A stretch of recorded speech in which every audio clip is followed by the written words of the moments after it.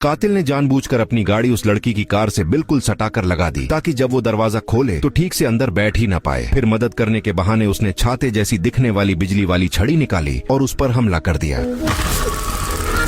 जब लड़की पूरी तरह बेहोश हो गई तो उसने उसके हाथ पैर कसकर प्लास्टिक की टाई से बांध दिए और किसी सुनसान जगह ले जाकर अपना खेल खेलने का प्लान बना लिया। जब डेजी की आंख खुली तो उसे समझ आ गया कि वो आदमी की गाड़ी के अंदर पड़ी है। डेजी ने अपनी स्मार्ट घड़ी से पुलिस को कॉल करने की कोशिश की, लेकिन पहाड़ी इलाका था, यहाँ बिल्कुल नेटवर्क नहीं था, न सिग्नल मतलब न इमरजेंसी कॉल और न ही मदद का अलर्ट। डेजी को समझ नहीं आ रहा था कि उस आदमी ने उसे क्यों उठाया। उस वक्त उसके दिमाग में बस एक ही बात चल रही थी, किसी भी हाल में यहाँ से भागना है। किस्मत से घर से निकलते वक्त उसने जेब में एक छोटा चाकू छुपा लिया था। उसने बहुत संभल कर चाकू निकाला, सही मौका देखा और हाथ पैर की टाई काट दी। फिर अचानक उठी और उस आदमी पर झपट पड़ी।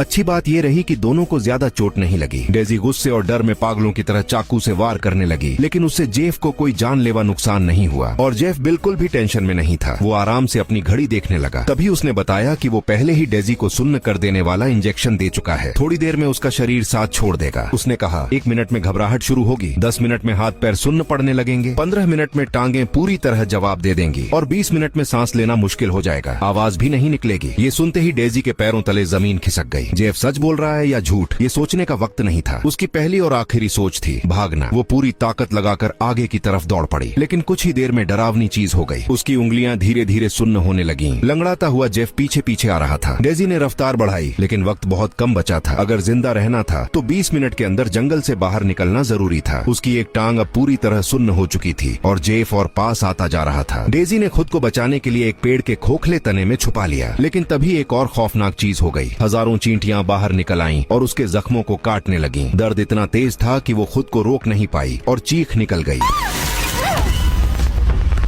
फिर भी डेजी ने हार नहीं मानी। वो अपने भारी होते शरीर को घसीटते हुए धीरे धीरे नदी में लुढ़क गई। जेफ बस दूर खड़ा देखता रह गया। उसकी शिकार उसकी आंखों के सामने गायब हो चुकी थी। डेजी नदी के साथ बहती चली गई। वो सांस रोककर पानी की सतह पर तैरती रही। कितनी देर बाद उसे खुद भी नहीं पता, लेकिन किस्मत से वो नदी के किनारे आ लगी। अब उसके पास 2 मिनट से भी कम वक्त बचा था। उसकी सांसें बुरी तरह उखड़ चुकी थीं। 20 मिनट पूरे होते ही उसका पूरा शरीर जड़ हो गया। वो हिल भी नहीं पाई। किस्मत से जेफ वहाँ तक नहीं पहुँचा। थोड़ी देर बाद सफेद दाढ़ी वाला एक बूढ़ा आदमी वहाँ आ गया। उसने डेजी को देखा और तुरंत उसकी हालत चेक करने लगा, लेकिन काफी देर तक कोई हरकत नहीं हुई। जब बूढ़े ने डेजी को पलटा तो उसने कुछ बहुत ही अजीब देख लिया।